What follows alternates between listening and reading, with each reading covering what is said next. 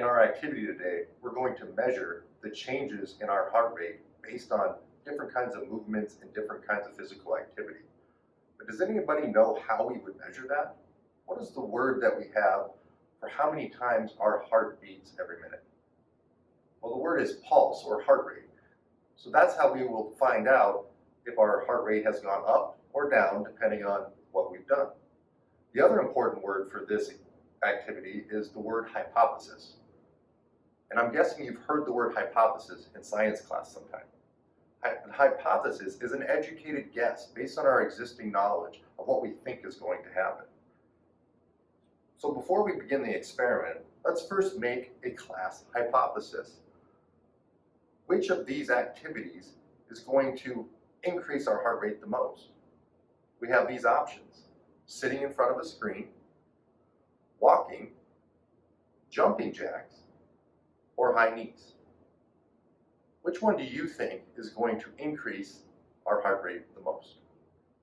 So to be able to do our activity for today, we're going to need to be able to find our pulse. And I'm going to show you there's several ways to find your pulse, and there's several different parts of your body where it's easy to feel where your pulse is.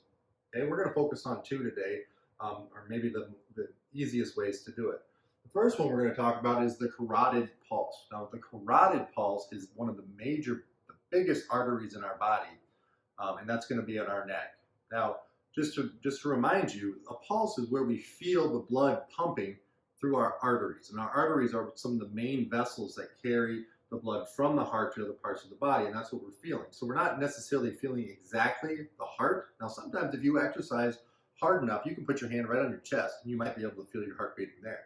But other times we need to find our pulse in areas where it's maybe easier to do it.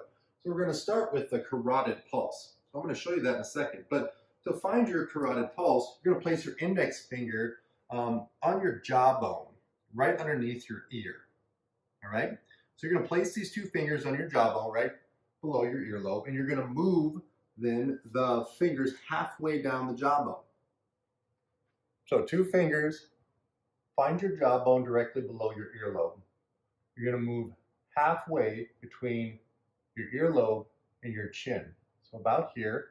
Now you're not going to find your pulse on your jawbone. Now you're going to move it slightly down to where you feel the soft tissue of your neck. You might have to look around a little bit, but this is where you should be able to find your carotid artery. So go ahead and give that a try.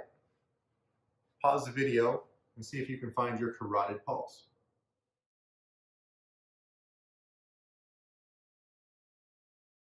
Now let's look at how to find our radial pulse. Now our radial pulse runs along the radius bone, which is in our forearm.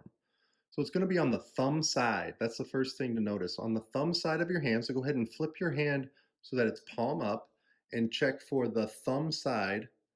All right, so you're going to put your fingers right at the base of your thumb on the outside portion. You should be able to feel where your radial bone comes into your wrist here.